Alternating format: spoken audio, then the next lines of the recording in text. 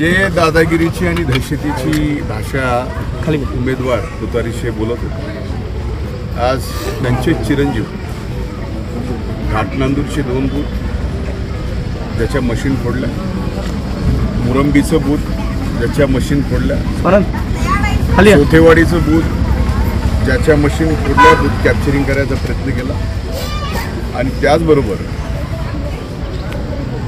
तळेगाव घाटमध्ये सुद्धा booth capturing करून machine फोडण्याचा प्रयत्न केला। शेलू आंब्याला सुद्धा त्या ठिकाणी मशीन फोडून बूथ ताब्यात घ्यायचा प्रयत्न केला। घाटनांदूरमध्येही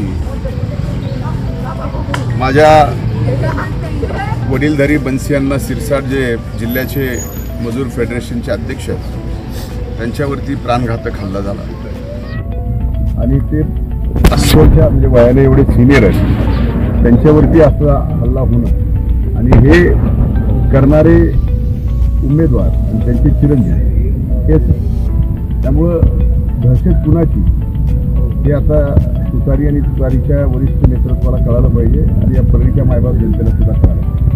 आजपर्यंत अशा प्रकारची घटना आणि गालबोट कधीच कुठं लागलं नाही आजपर्यंत। या मला जसं कळतं ह्या 30 वर्षाच्या निवडणुकीत अशा पद्धतीचं गालबोट कधीच लागलेलं नाही। कुठं बूथ कॅप्चरिंग मशीन फोडणं आमचं याच्यातून कुणाला या ठिकाणी दहशत करायची, कुणाची दहशत हे सगळी मानसिकता आता मायबाप जनतेच्या लक्षात आहे। मी प्रशासनालाही कळवलं की तात्काळ याबाबतीत कारवाई करा आणि जेवढा वेळ या ठिकाणी मशीन फोडून पुन्हा मतदान चालू होतं लागेल तेवढा वेळ त्या ठिकाणी मतदानासाठी त्यांनी दिला पाहिजे आणि तात्काळ ज्यांनी कोणी केलं आहे त्याचे सगळे व्हिडिओ कॅमेऱ्यामध्ये फुटेजमध्ये सगळे आलेले आहेत आणि या ठिकाणी स्वतः उमेदवाराचा मुलगा प्रत्येक गावचे बूथ फोडीत आणि बूथ कॅप्चर करीत या ठिकाणी फिरतं। आता यावरही आता मी पाहतो की प्रशासन आणि इलेक्शन कमिशन काय कारवाई करतो। तुम्ही काय मागणी तक्रार दिली आहे आणि मी मागणी करतो की तात्काळ हे जे कोण करणार आहेत ते सगळे